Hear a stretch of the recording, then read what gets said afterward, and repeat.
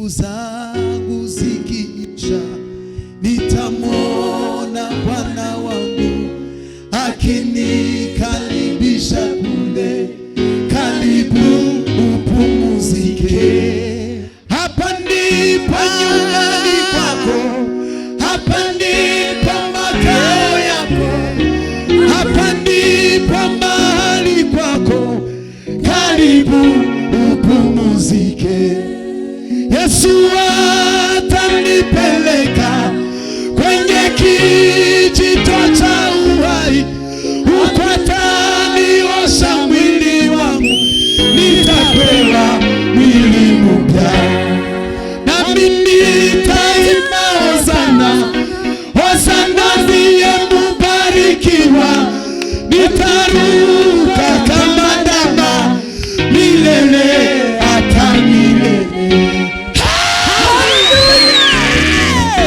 Ukoreshe karafie gusa udiringe ningo mubanzirike. Tabu zikiisha abantu batazumva igiswahili nico ngira byinshi, muraza kucumva mu izina rya Yesu. Haleluya.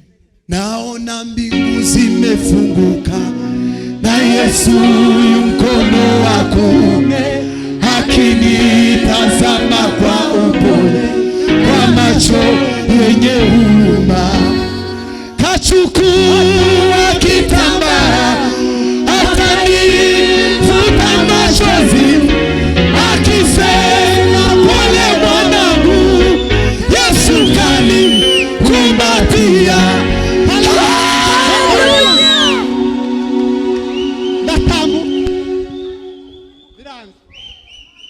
Yatosha walivyokupiga, yatosha walivyokusomea, yatosha walivyokutukana, karibu upumzike. Haleluya, haleluya. Yatosha kubango birahagije, uko bagututse birahagije. Nitugera mu ijuru Yesu azoduhanagura amarira. Birahagije uko bagututse, bagukubise, bagusebeshe. Kwenye kijito cha uhai, huko ataniosha mwili wangu, nitapewa mwili mpya, nami nitaimba hosana, hosana ndiye mbarikiwa, nitaruka kama ndama milele hata milele. Ijuru sizabona abanzi bajuku, kanico nzahabura ijuru zashima Imana mvuzi mundu. Haleluya, haleluya, zarambura mabo kwa mimazu nami Yesu. Haleluya. Garuka ya ini tirasi numvise leo waitoye. Tabu zangu zikiisha, amarira n'ibibabaro zanje nibisira, nitamwona Bwana Yesu. Makimbilio ni mwamba huu katika teso lolote, nisikimbie nishinde katika vyote, dunia yote ikitingika, ahadi zake hazipunguki, makao ni Nazareti. Hakuna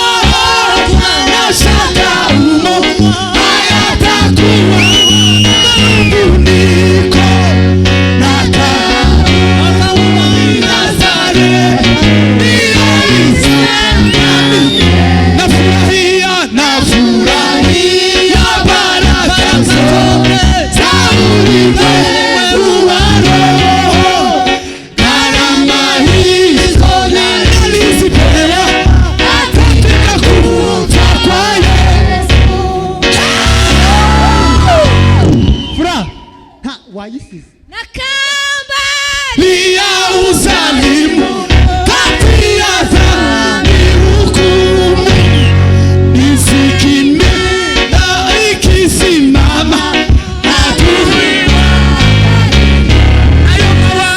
nayo mawazo ya giza kubwa hayatapata nafasi huko na karumo inasale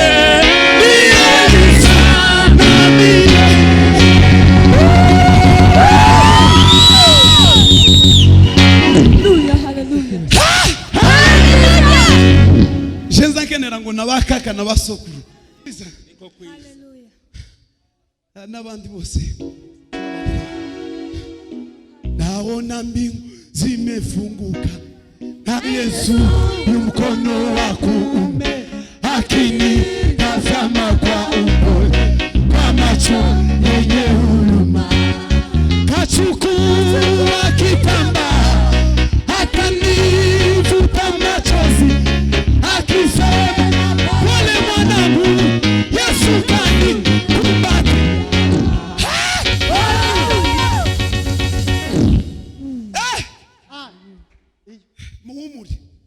muhumuri dufite Imana itabayo iyo dusenze iratwumva dufite Imana itabayo iyo dusenze iratwumva rangurura maze utangariza abafite bwira n'abo bose bashaka dufite Imana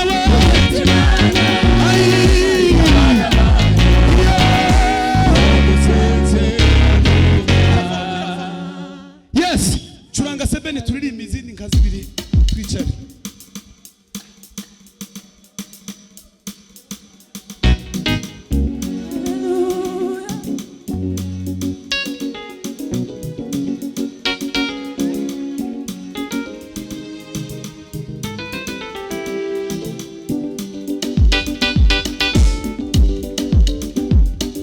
witinya nshuti we witinya dore ndi kumwe nawe ibihe byose sinza kwibagirwa kuko wambereye inkoramutima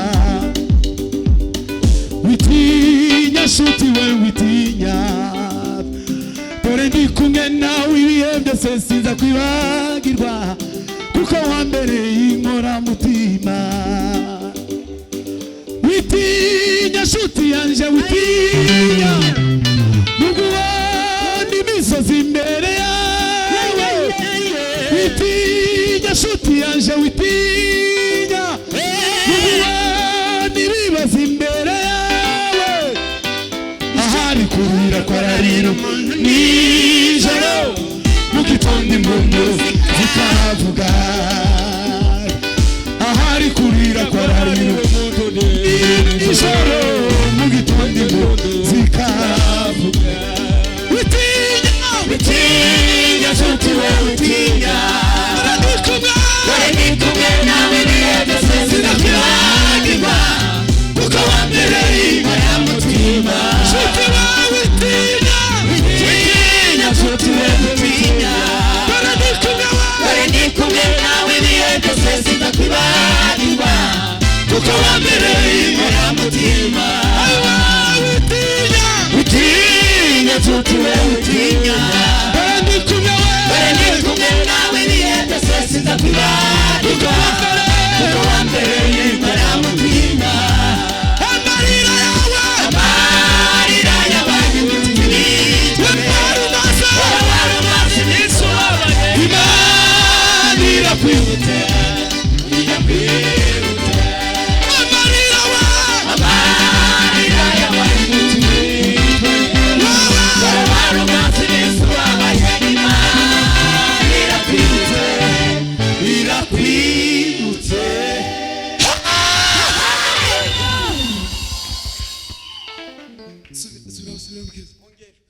uriya w'ishati y'umuhondo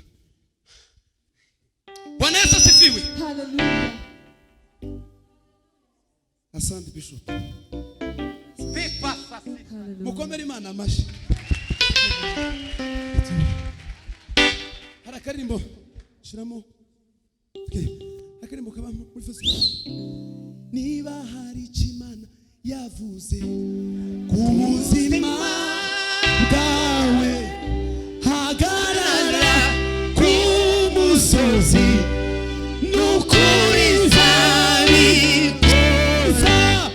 ipfa kuba ariyo yabivuze, ihora ariyo kwizerwa, ushobora kwivuguruza n'ukuri nzabikoza.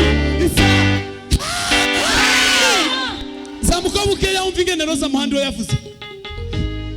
Naona kama maono, kumbe ndivyo ulivyo Baba. Nilizani kama ndoto, kumbe ndivyo ulivyo Baba. Nilifikiri nachanganyikiwa kwa kusema hivi, kumbe ndivyo ulivyo. Ndivyo ulivyo, ndivyo ulivyo Baba, ndivyo ulivyo. Hakuna kupinga. Sigaje indirimbo imwe cyangwa zibiri. Oya, sindeze curanga 7. Zamuka.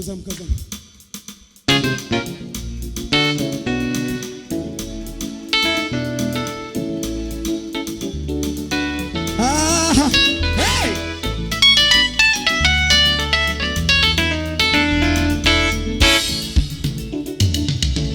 Nimejificha ndani ya mwamba, mwamba huyo ni Yesu Kristo. Hakuna chochote kitanitisha, nakaa kwake ni salama. Nimepata amani tele katika huyo mwamba. Hata dunia nimetulia kwake Yesu. Salama kwa Yesu ni salama.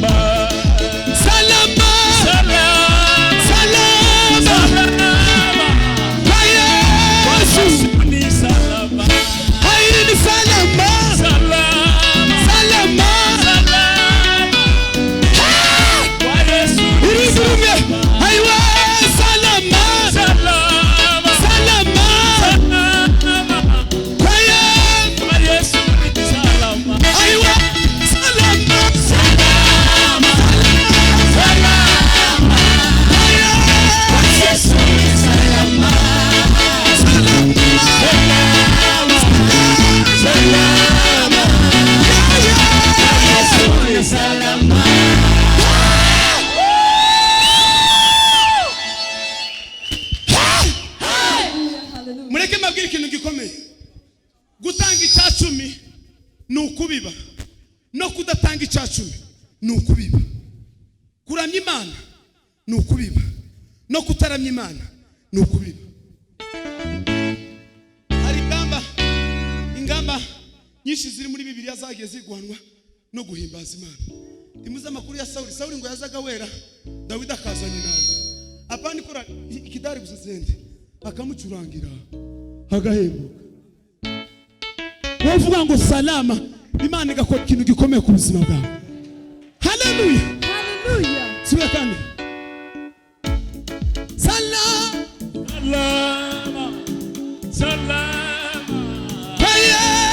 Yesu ni salama. Aiwa salama.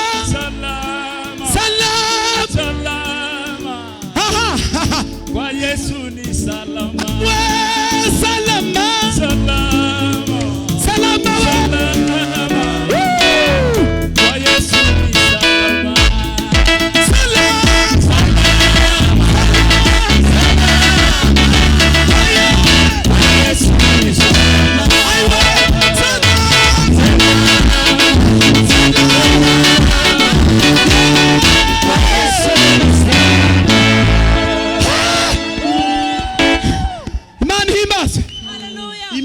kiravaho muze kugira. Yes. Sana. Tuzamuriga. Mani himbazwe. Hallelujah. Hallelujah. Hallelujah. Hallelujah. Hallelujah. Hallelujah. Ha. Tugiye kuririmba. Mwitwicare. Akamuza vongo. Nugera muri urwo rurembo bazakwereka wa mumetso wa Dawidi. Bakwereke na yasanduku y'isezerano. Ikoni ya Mose akasaka kidogo. Nizitwa zose zake zakora gitangaza.